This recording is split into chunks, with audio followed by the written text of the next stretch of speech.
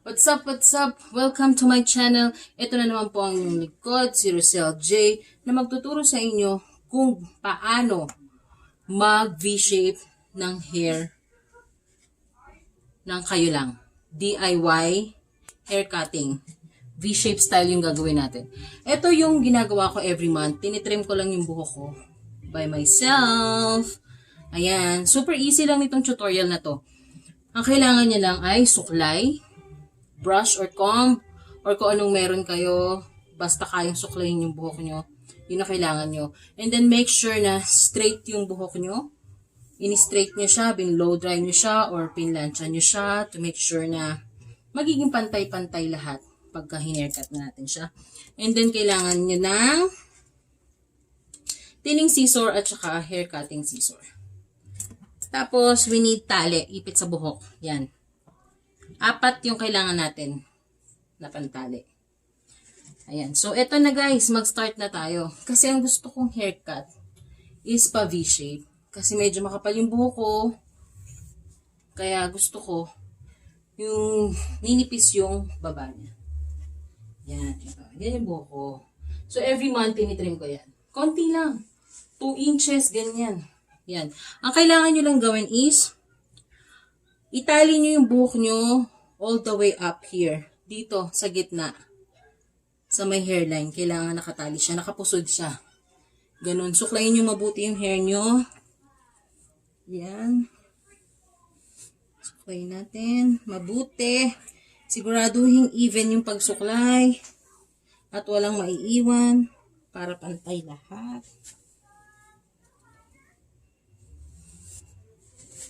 Yan guys. Suklay, suklay, suklay.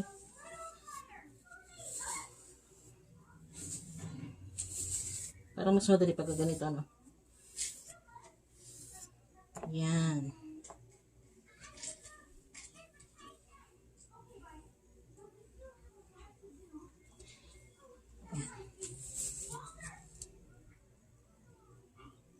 Kita nyo guys. Susuklayin lang natin yan lahat. Papunta sa front. Kasi gusto ko, mas mahaba yung back. Kasi nga V-shape yung gusto ko. So, dito ko siya itatali sa may hairline. Sa pinakagitna. Make sure na pinakagitna. Tsaka pantay dapat yung pagkakasuklay nyo. Tsaka yung pag-ipit nyo. Yan. Kasi pag hindi pantay, pag-cut nyo, ay, sus Maria. Sigsag na yung buhok nyo. So, yan ngayon, feeling ko pantay na yung pagkakasuklay ko. Itatali ko na siya.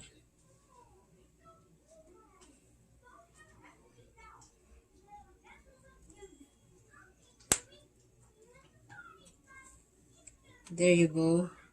Tapos, after ko na siyang itali, yan. Ito nyo to guys.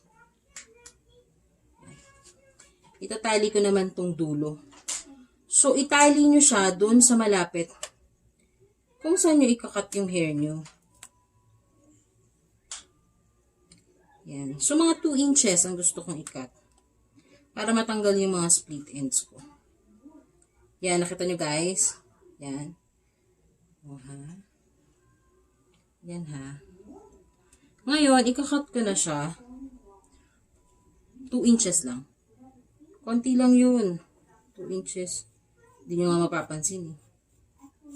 Na 2 inches na yung kinat nyo. Yan. Konti pa.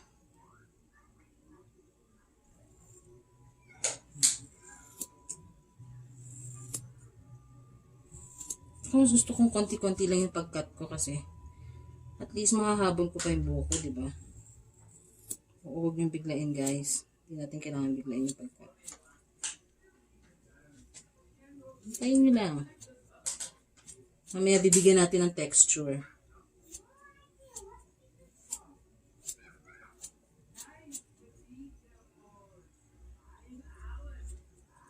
Nakikita nyo ba, guys? Sorry kasi meron ako ditong trash can.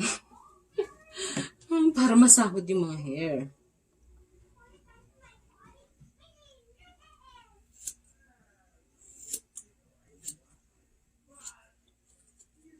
So, yan.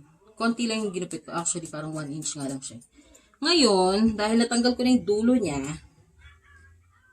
ng hair, isa-section ko siya by 3. Susuklayin ko muna siya. Para malaglag lahat ng mga hair. Section nyo siya by 3.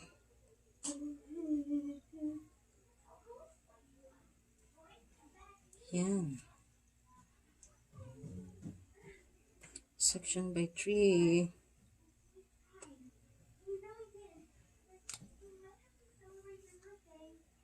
Pati Pati sa ilong Yan. May second section. Tatali nyo guys. Very easy lang, di ba?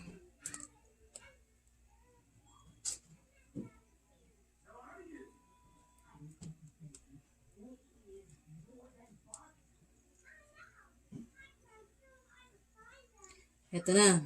Meron ako isa, dalawa. So, I need 1 more Sanrio. Or kahit anong ipit na meron kayo, pwede nyo gamitin.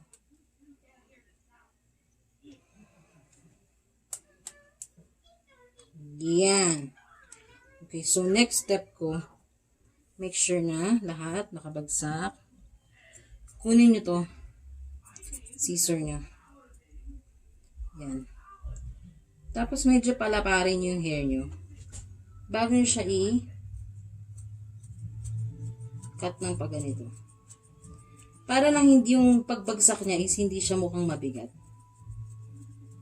Kita niyo ba guys? Yan,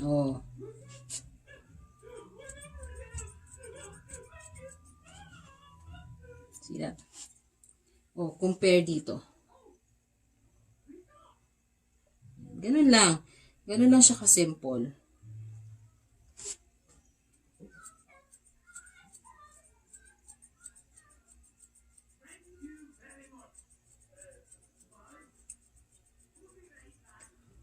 Yan. Okay. Tapos na ako dito sa dalawa kong section. So, ito na sa last section. Kita nyo guys.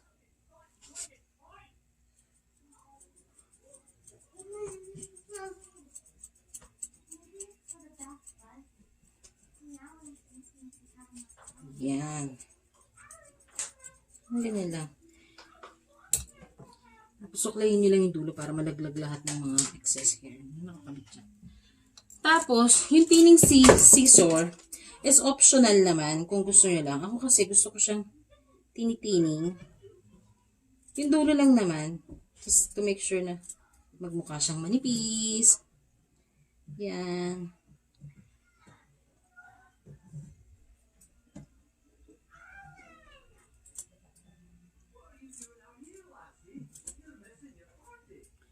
Yan. Tining scissor ko na itong dalawa. Last one.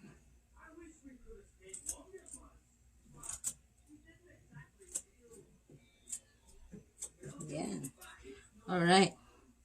So, ayan na. Tapos na natin i-trim. Maganda na ba? Sandali lang, anak. Maganda na ba? I'm taking a video. Sandali lang. This is gonna be over soon. At i-check na natin kung ano lang itsura ng hair ni Mommy. Okay, I'll close my eyes. Mommy, I was finding these. Can you give Mommy my brush? Mommy, I was finding Yes. this. Can you give me my brush? I found it. Okay. What? There. Yun na siya. No, you didn't cover this. Yun na siya, guys. Naka V-shape na yung hair ko ulit. Trim ko na siya ng konti. At least, na-trim ko na siya. Tanggal na yung mga split ends sa dulo. Ganun lang ka-simple. There you go. Is it nice, Ashley? Yeah, I was looking for this. Found it. Thank you guys for watching. Please like this video and subscribe to my channel. See you next time. Bye.